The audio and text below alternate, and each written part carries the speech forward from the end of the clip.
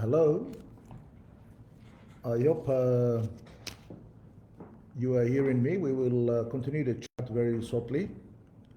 This is a chance for us to engage on discussions about questions and answers on some of the issues that is affecting our country. And this is the first time a Facebook live chat has taken place in our country. And I am hoping that despite a bit of a technical problem, we are able to communicate with you directly tonight. I thank you for joining me this evening. It is not often that I use Facebook, but I think it's important that this new medium, which has been used widely by our people in our country to debate and discuss issues of national importance and personal issues on Facebook, but I would like to confine my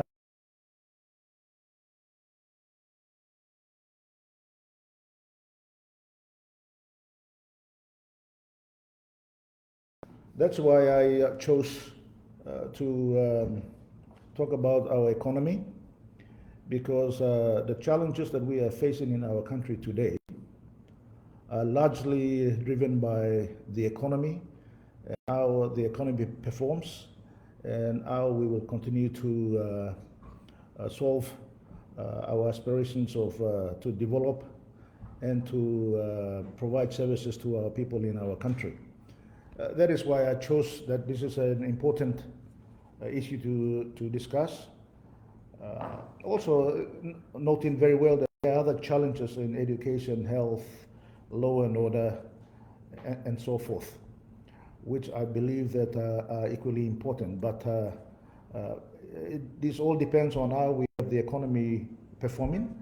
If the economy performs well, we are able to address many of these issues as well. Firstly, the economy in our country is not doing that well, as many of you may be experiencing in your day-to-day living in our country. But in terms of the performance of our economy, it very much depends on some of the issues that are being affected globally, and I think it is important that we appreciate what's happening around us. In terms of the global economy, we see that the commodity prices have now returned to pre-COVID high, meaning that the prices have risen to levels of that we did not experience during the COVID period, and they are now higher prices that have been received by commodities like gold, copper, coffee, oil, and gas. So our revenue stream that is coming into the country should be healthy, but domestically we are struggling to ensure that this inflow of revenues that we are getting from these exports of commodities in the country are not able to maintain the growth levels that we want to maintain in PNG. Our economy declined by at least 3% in 2020.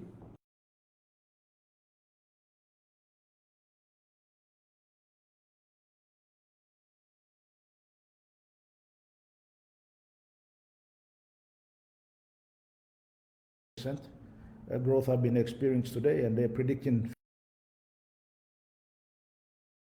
in 2022. But we have predicted in our country, and I want to be as constructive as possible, and I don't want this to be a necessarily politically motivated discussion. I want to make sure that we are constructive in our discussion. I say that our government has predicted 10.6% growth in 2021. That's at the back of a decline in the growth of our economy of up to 3% in 2020. So you're talking about a turnaround in the economy about 13%. That's quite challenging for any government, given that the previous year you had a decline and then you're projecting a growth in the coming year. And to that, we are now at the end of the 6 months of our financial year, and there is no signs of improvement in the performance of the economy. So this growth prediction by our economists and our experts will most likely be not achieved because of the lackluster performance of our economy so far. In 2021, our government predicted a revenue base of 13 billion kina from taxes and grants, but at the same time increased the expenditure levels of up to almost 19.6 billion kina. So that means there's a gap of about 6.6 billion which they need to finance so that they can finance these expenditure levels that they have predicted. And so far, our revenue collections are low, and it is likely that we are not able to meet our target at the end of the year. These borrowings that we will need to borrow to finance our deficit levels have been, as government has announced from time to time, has been achieved over the last 6 months. Of course, in last year, almost 6 billion kina was borrowed to finance the budget and COVID-related expenses. And this year, further 6.6 billion plus is being borrowed. And I know that the government is saying that they are very proud of the achievements of 0% zero interest rate borrowings that they are getting from partner countries like Australia, Japan, and the World Bank. At the back of a COVID environment that is expected from all these international partners we have, so we thank them for it. But they are not free money. We still need to repay that money. It is not free. Of course, interest rate is free, but there are also other administrative costs that will come and will associate with it itself. But at the back of that, we are also going to the central bank and printing money and issuing government bonds and treasury bills at an average of about 10 to 12%. That is costing us money. Our domestic borrowings are increasing at the same time. So all in all, it is certainly not interest-free.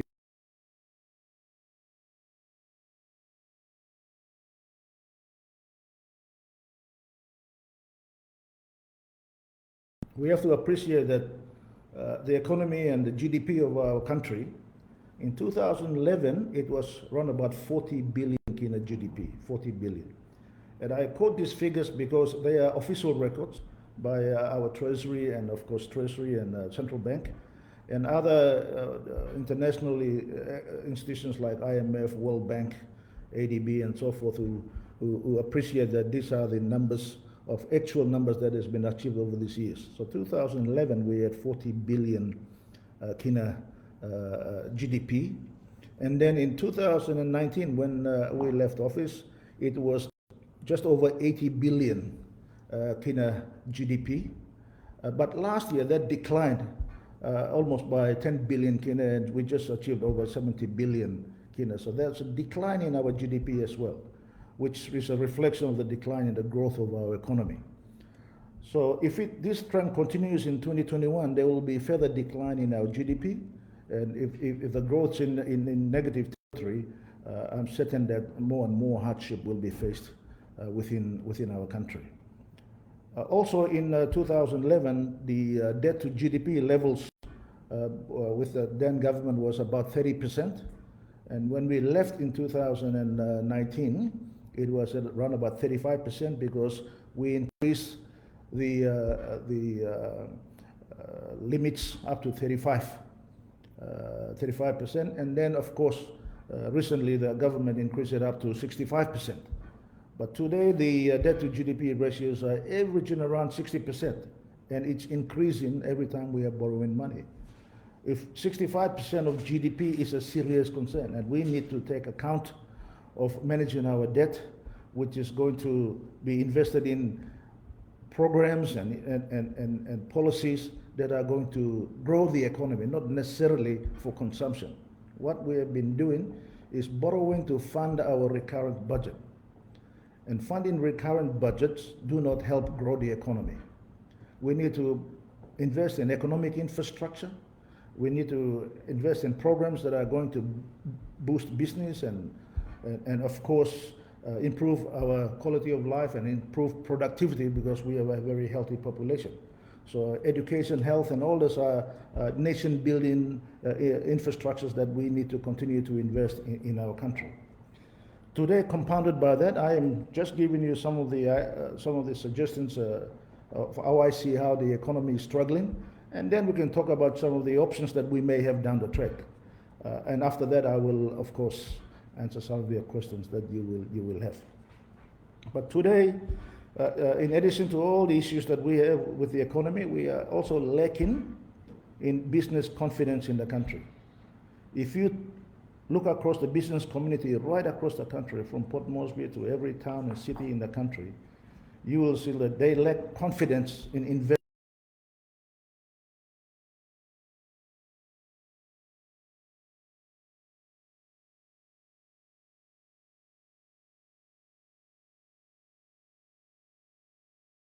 Decisions are changed consistently, agreements are not being honored, and of course, this kind of investment in the private sector leads to growth of employment, increase in tax revenue. So it's a cycle that we need to appreciate, that our country needs this investment to continue to grow so that our economy can continue to grow. This also means that if the economy is struggling, our tax revenue to the country will struggle as well. Less profitability by companies means that less company tax has been paid. Less employment in the opportunities and more unemployed people in the country means less people are paying personal tax to the nation. If the people are not employed and they are not earning an income, that means less and less people are going to shops, buying shops and paying GST. More businesses are not buying cars and all the other necessary equipments that are able to fund, that are being able to fund the businesses so that they can be profitable. That is why you will find that this is the situation that we are having. When government is just focusing on spending and continues to increase spending from what has been budgeted, then we will be in serious trouble. So the only way that is to do is government must have some idea about reforms and making sure there's expenditure cuts. And of course, there is no development funds. Government is not spending money on development, except to date, only government has been paying DSIP. And let me put it there, the government is only paying. Opposition members have been starved of the DSIP. And again, this is wrong, because it is not the member who owns those seats and who are in opposition. It is the service that has been delivered to the people. So no has happened. That's the only development funds that have been spent in this country. There is no new infrastructure investment. There is no new economic investment in the country.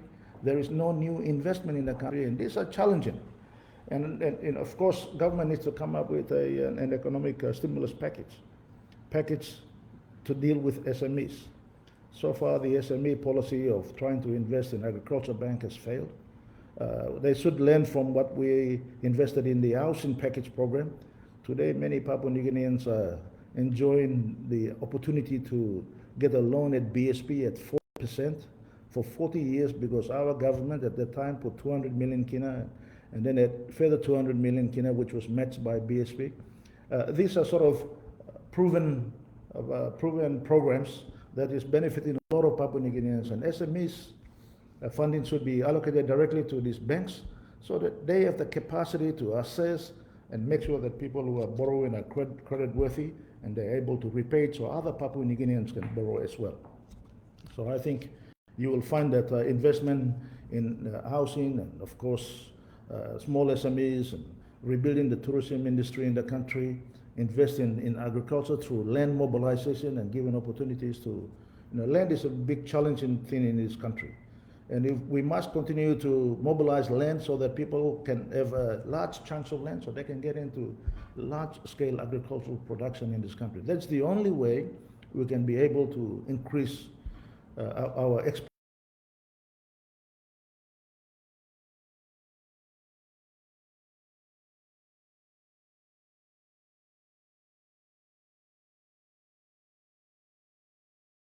I'll give you an example in the coffee industry. Close to 1 million bags of coffee a year. Today, they'll be lucky to export 600,000 bags of coffee a year. This is an industry that is crying for help.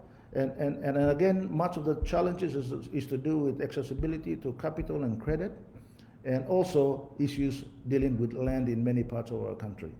And similar challenges are being faced right across the country. And I think government needs to engage more meaningfully rather than just giving lip service, so that we can be able to together ensure that land is available for agricultural development, tourism development, SME development, right throughout the country.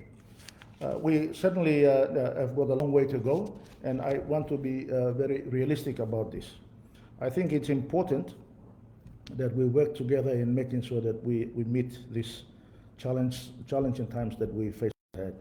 We cannot continue to blame COVID as the issue that is affecting our country. COVID is experienced by many other countries around the world. We need to ensure that we have our economy continuing to grow just as well as much as many other countries around the world are doing. So I think it is important that we work together, and some of the unnecessary COVID measures that has been put in place, it's affecting businesses right throughout the country. And these businesses are owned by moms and dads and our citizens who are not able to find any other employment except to do those small businesses. And to keep it open is very much must be our priority. And these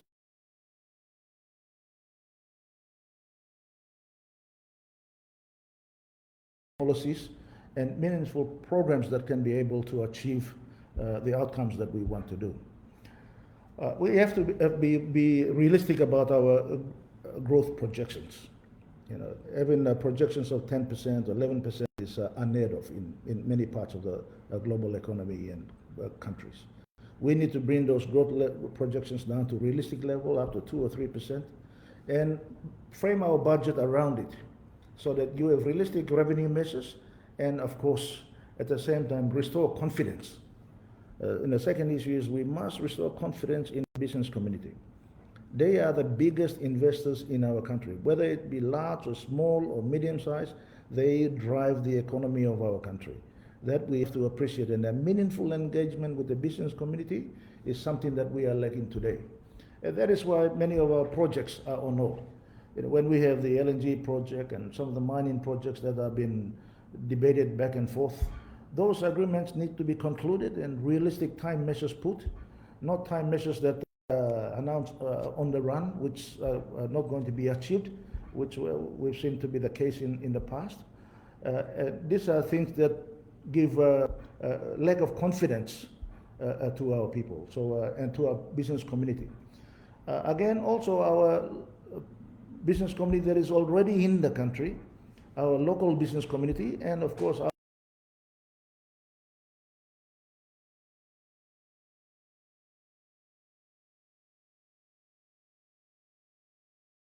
also. And I think this is the trouble that we are facing today. And when business community does not make money, as I said in the previous, and if they are not making profits, the tax revenue to the government declines. That is why our tax revenue today is declined, because businesses are not making money.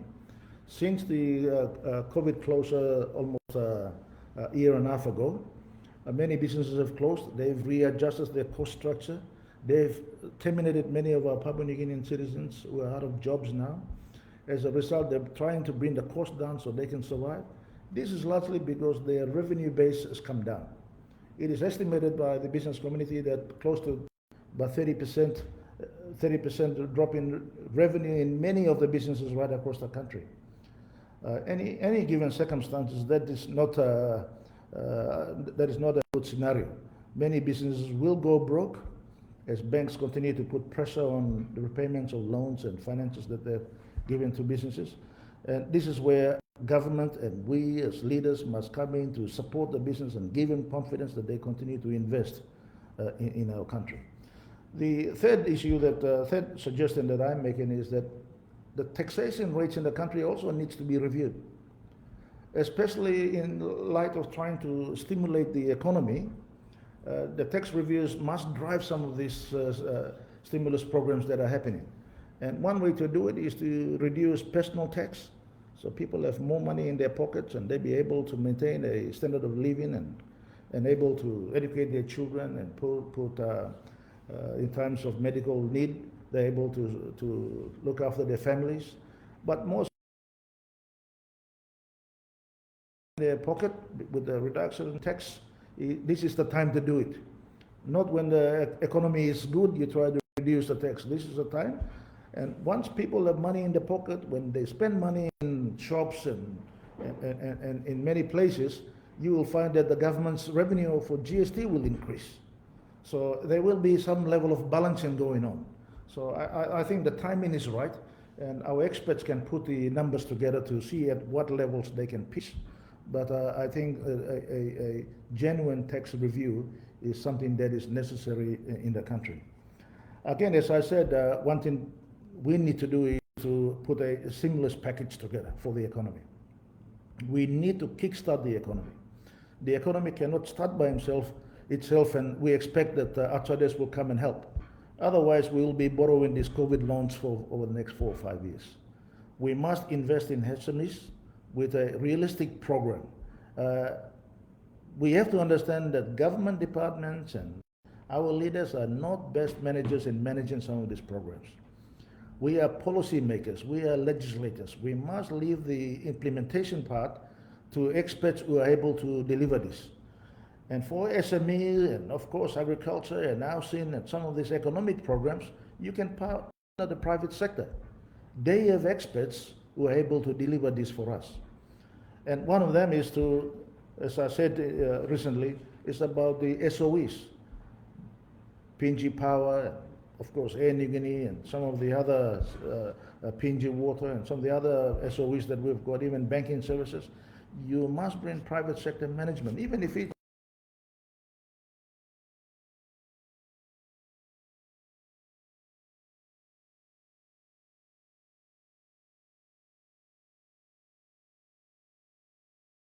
done. And I'll give you an example. We've done this before. It's not something new. When Air Niugini was struggling some 20 years ago, we brought KLM. This is a German-based airline to come and manage our airline, and they turned the airline around. And Air Niugini became what is it today because of that effort. So we have achieved some good results in the past, and some of the other sectors need to follow those examples and bring back sensibility in delivery of service. Our people want services. These are life quality services that improve quality of life for our people. It just cannot be taken for granted. Electricity, water, housing, all these are necessary for us to invest in. Again, we must invest in roads and bridges. This is something that will boost our growth of our economy, increase business activities, and ensure that our people continue to. The key thing is these businesses will provide decent employment for our people, and I think it's necessary for us to work with the business community so that this can be achieved. And the other thing that I suggest is that we must, this prediction of spending 19.6 billion kina in 2021 budget, when we know our revenue is falling and we are borrowing more money, but at the same time we are increasing the spending. And spending is not on, as I said before, on development infrastructure programs or development projects that will stimulate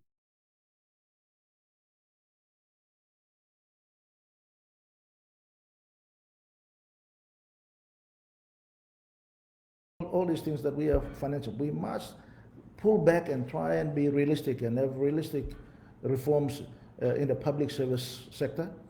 Cut some of the non-priority areas. So this is the time to cut. When the economy is struggling, you've got to come back and live within our means. The priority areas that government should be doing. Nobody is talking about reforms in the public service or public sector today. That is why every department, every ministry, everybody is spending it. All their focus is on spending. Spending, achieving what? Achieving virtually nothing. And this is something that any government should look at. As I said, reforms in the SOE is another. And if they combine these two, we should be able to achieve and stop the bleeding that is taking place in the country.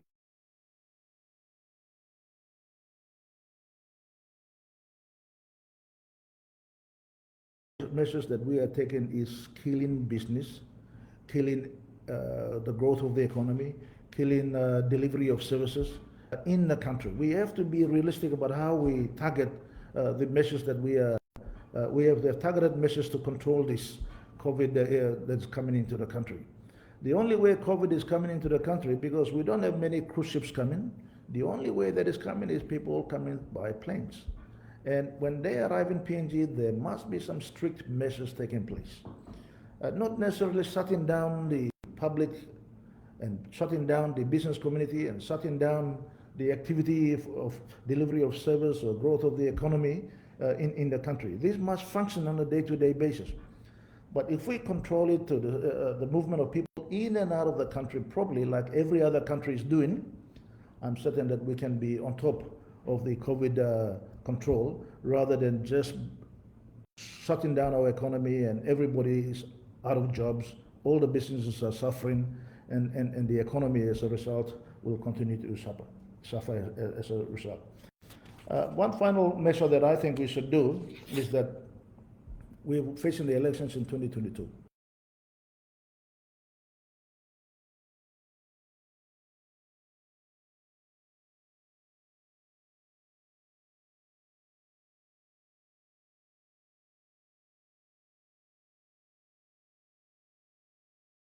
Collect revenue and of course maintain the services that things are not done now and start preparing now. I think what will happen in 2022 will be as the chaos that we have experienced in Goroka, the chaos that we have experienced in Mosby Northwest. Now again, I congratulate the members who have won on the seats, but the stop-start and all the other complaints that we are hearing, that must be a thing of the past. We have attended many elections in the past, and I think if we are not careful, 2022 will be the worst elections we have faced. So I'm hoping that we will continue to engage meaningfully in many aspects of the management of our economy. But these are some of my thoughts, and these are my own personal thoughts. I see that there are very many comments coming through, and I will try my best to answer as much as possible and as many as possible. But I think if I don't answer your questions, I'll try my best to answer them right after the session is over. But I think it's important that we continue to engage meaningfully on many of these. Some of the first questions that I'm in is very much on issues like someone has asked me, I don't have to necessarily mention names, but someone has asked me about the recent new 100 million Kenya World Bank loan. Well, generally it's what we all hear from the newspapers on what the loan is for. It's COVID related and trying to assist us in kickstarting the economy. But if we are going to pay public servants and administrative costs with this money, it's just a waste. That's my thoughts. They should be investing in economic stimulus programs, which will stimulate the growth of our economy and invest in reviving small business.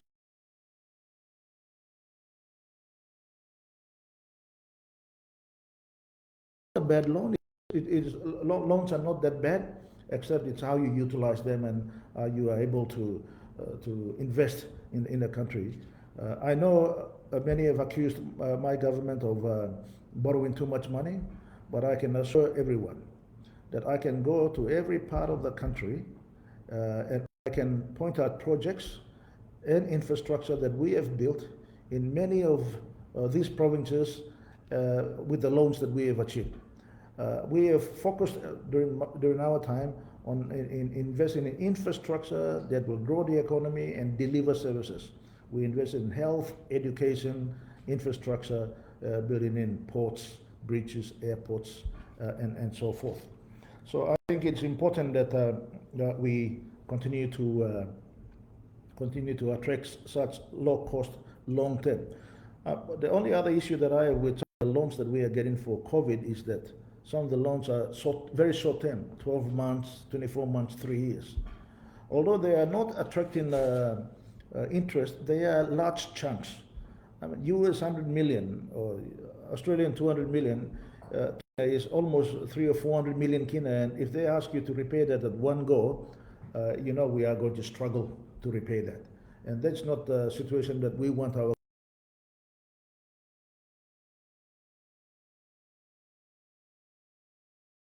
of not defaulting on any loan, even though we've gone through struggles. At the international level and international community level, we have never ever defaulted in paying, not repaying our loans in time. Also, when we talk about tax reviews, yes, people are saying that why didn't you do some of these things when we were PM, like the tax review? We put in a tax review committee together to review the tax, and as I said, quite frankly, I was quite disappointed with the results that came back, and I've made that known publicly. I was disappointed with some of the recommendations, and I was not ready to proceed with them. And one of the major recommendations was to increase GST from 10% to 15%. Now, that increase of 5% is going to hit the small families more than anyone else. Those who are at the lowest income levels will be affected more than anyone else, because they go to the shops every single day to buy bread and butter, and rice and tin fish and bully beef, so that they can feed their family every day. And this person is going to pay 5% more each time when he goes to the shop. So some of those recommendations were not realistic, and in my own mind, as I saw,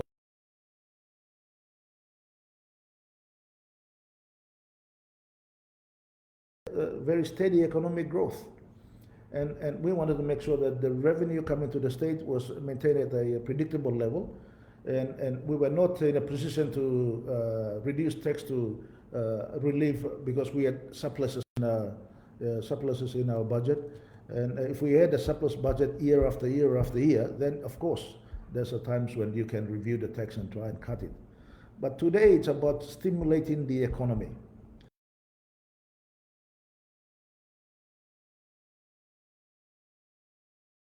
And producing milk anymore, there won't be any milk. Similarly, companies, if they are not making any profits, I can assure you that they will not pay tax. If a person is unemployed, I can assure you that they will not pay tax.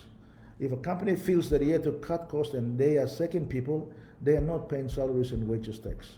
That is why I am saying these two particular tax rates must be reviewed, because if you put money back into the community, and if you put money back into companies, they will reinvest, and they will of course spend money in the country, which you can collect through GST. You don't necessarily have to increase GST. As I said, it will balance out so that we can maintain an healthy inflow of state revenue into the country. So I think that is where we are. And of course, the same issue about reforms. We need to reform our economy so that it gives confidence. There's a question about, they said that reforms are critical to our economy, and today unemployment is up. We need to reduce that. We need to get more people working so that they can have an income, that they be able to look after them first, and of course it will enable the government to receive income and revenue from the spending that these families will do. And the only way that you can do, governments are not going to go out and have a social program and put everybody on a payroll. That I can assure you, it's impossible. That is why we need to make sure that we encourage businesses to invest more money into our country. When businesses are doing well, they will employ more people because they need skills. If the big investment projects that we have been playing around with for the last 2 years, if they are not going to invest, all they are waiting is 2022 elections. That's my gut feeling. But they shouldn't wait till 2022. They must invest now and they come into the country now. Our government needs to get down there and be consistent with its decisions, be consistent with its policies. Not the minister saying something different and the prime minister saying something different, and of course another minister who's not responsible coming out and saying something different. That gives no confidence to anybody. They don't know where the policy will be settled, and as a result, nobody invests in the country. So I will say that yes, I agree that we need new reforms and incentives in place so that we can encourage investment and stimulate the economy so employment can continue to increase. The other issue is that, of course, we talk about foreign investors are too afraid. Yeah, I agree that, as I said before, when policies and when they see instability in the country, you will find that nobody wants to come into the country, because this is their money that they are trying to invest. It's not something that they are doing a charity. They are here to make money. That's the reality. But we also must make sure that out of the investment we get our fair share, and that is the balance that our governments and our leaders need to find, a fair share under the laws that we have in our country.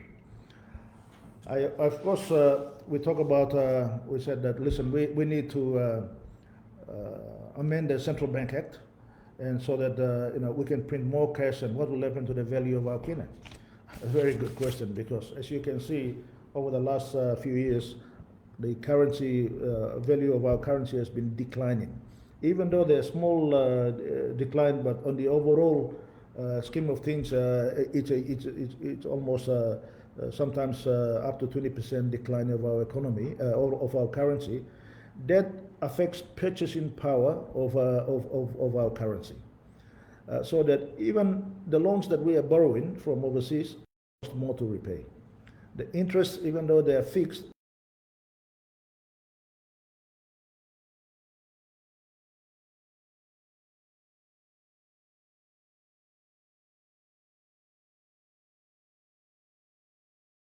continuously flooding the market with bonds and so forth, does not help. What we need is new hard foreign currency coming into the country. They must find a way to settle the Papua LNG project. They must give confidence to PNG LNG project. They must make sure that Pogra is back online as quickly as possible. They must make sure this argument between the silly argument between the provincial government of Morobe and the national government and the two party leaders, party leader and the deputy party leader, their priorities should be our people and our country, not about their personalities. They must settle the Wafi Golpu project and the agreement, so give the investors the confidence they require. If they don't, they will walk away. We are not the only mining country in the world. We are not the only oil exporting country in the world. But we have to have a balanced framework in which they can come and invest. They have a fair value, and we get our fair return on the resource that we have. So this is a balance that we need to have. And so I think it is important that we continue to work. The other question is, if you become PM again, will you reduce income tax? Well, I'm recording this conversation today, and if there's an opportunity for PNC to be part of our government, I can assure you that one thing that we will do is adhere to what I've said: reduce tax if the economy is struggling, make sure if the commodity prices are, there's circumstances that will dictate this. Commodity prices remain as high as today. If the economy continues to struggle at the end of 22, we have no choice but to take these measures. That means reduction of taxes so that people can be able to have more money in their pockets and be able to look after themselves, and of course the GST revenue will increase the tax revenue for the state as well. We also talk about tax-free. The tax-free zones are okay. This is a good concept to try and develop the most remotest areas where no investor will go in there, and we can attract investors to go in those remote areas. So we can open up our country, and but that's a short-term measure. No community can survive in a tax-free environment. We need to invest in public infrastructure, roads, bridges, hospitals, schools. So at some stage, those companies who even enjoy tax-free status in some of those areas must be able to pay some taxes to the.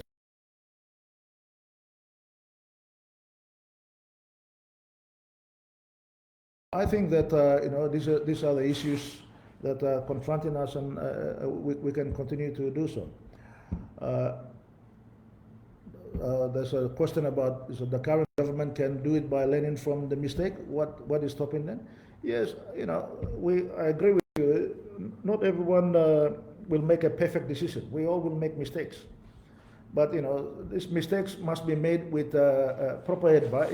Not made, but if mistakes are made against advice and circumstances that have been given to them, and on advice, proper advice.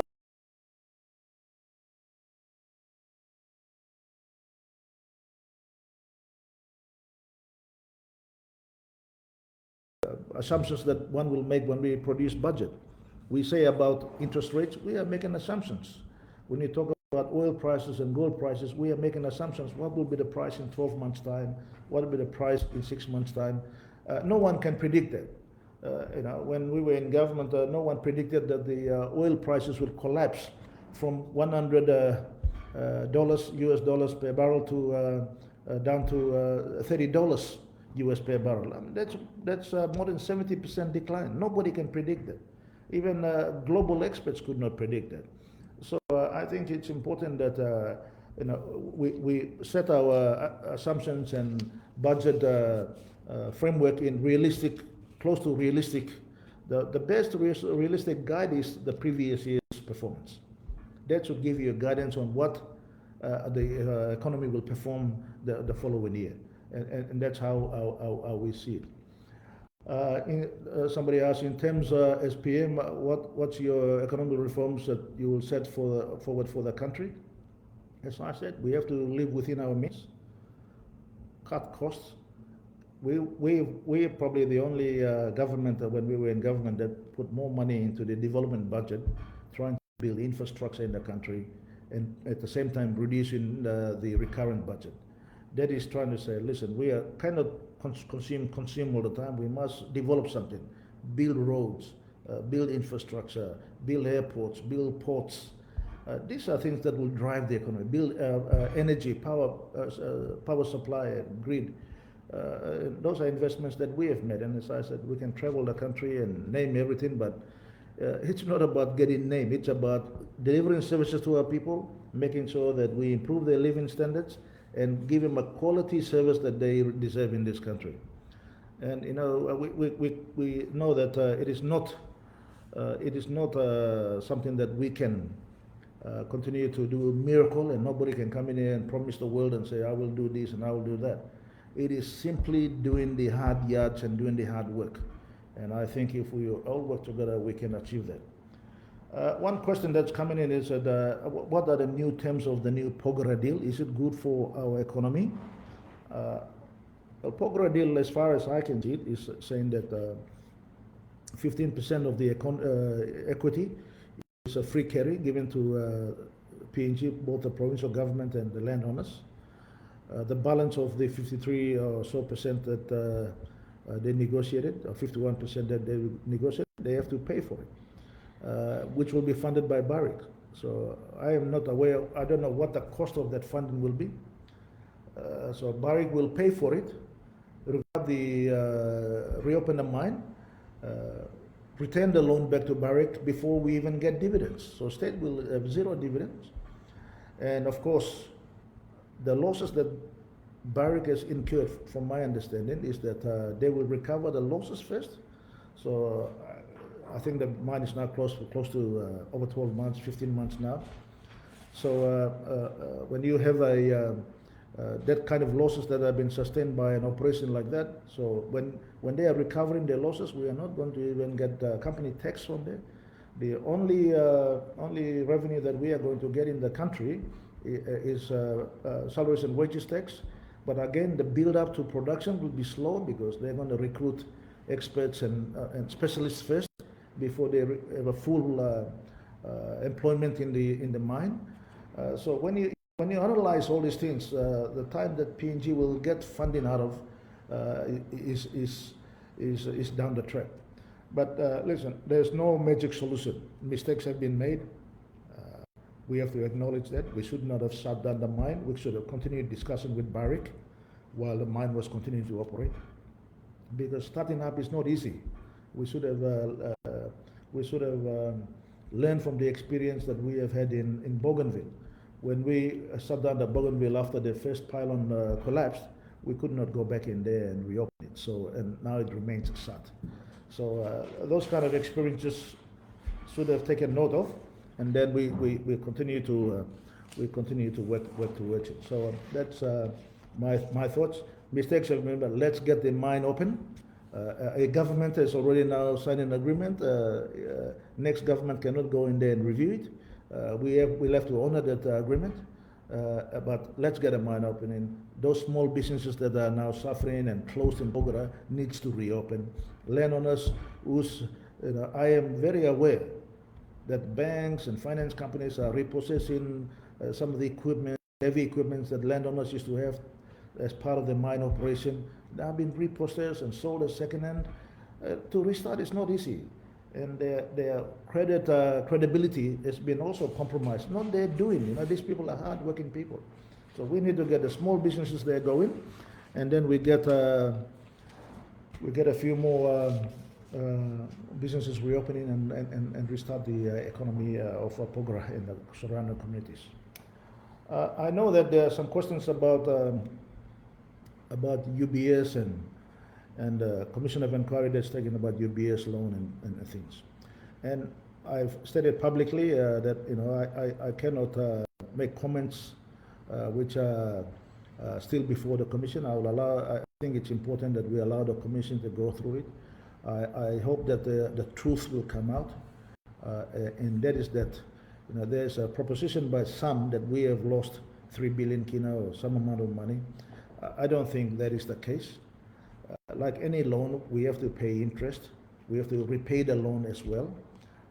Let the experts go through the details, and then we will know the truth. But 3 billion kina that people are saying that we have lost, firstly, I don't believe we've ever had 3 billion in our asset anyway. Because what we have done is that amount of money was already value of oil shares mortgaged to get a loan from the Arabs, and then the Arabs decided to keep the shares. So we never really had the 3 billion kina that we say we did. It secured the loan in the Arab, and they kept it.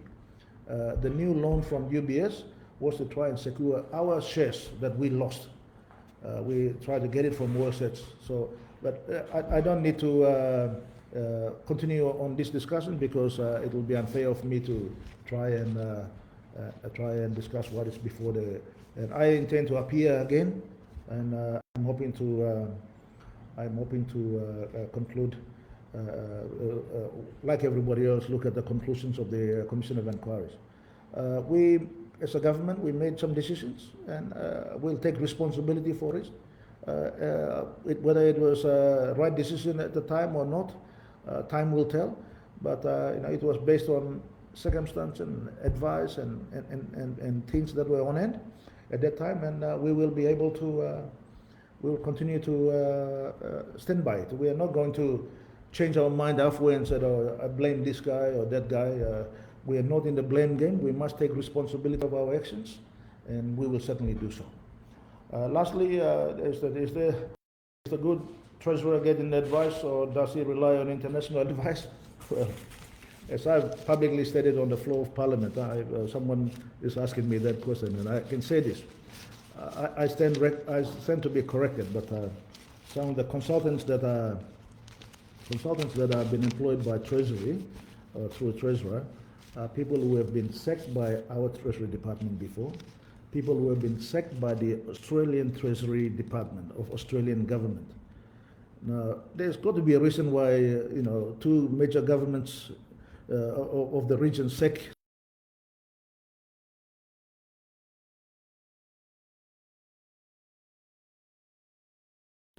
But let me conclude by saying this. I want to thank each one of you. And well, last question, they're saying that value of kina is falling. People want to know why it's falling. We are printing more money and more kina in the circulation. There's no new foreign direct investment in the country, no hard currency coming into the country. As a result, the kina is falling, and the demand of kina, the people who are lining up to foreign currency at the banks is long. So if you want to send money to pay for health expenses or buy things overseas, it's going to get even more and more difficult. So I think our good treasurer and our good government need to sit down and take heed of experienced advisors in our country. One thing we must remember is this. Foreign advisors and these people will come and go. But the people who are going to stay in the country are our own citizens. And they are some of the best advisors in the country. So take their advice on running the economy, and I'm certain that we will turn around. If we don't, I can assure you that if the economic decline continues to continue, we can be assured that over the next government coming in will face a hard time turning this economy around. It'll take a bit longer to turn it around. At the same time, remember this very carefully. Population is increasing at an alarming rate, at 3% almost per annum. That is close to 300,000 new babies every year. Now these people, these are young babies who are growing up to be adults and school-age kids, and they will demand more and more of our services. And if we do not grow the economy, and if we do not look after the economy, their future will be affected. So we have no choice but to continue to do that. Once again, thank you very much. We will do more live chats like this so that we stay engaged.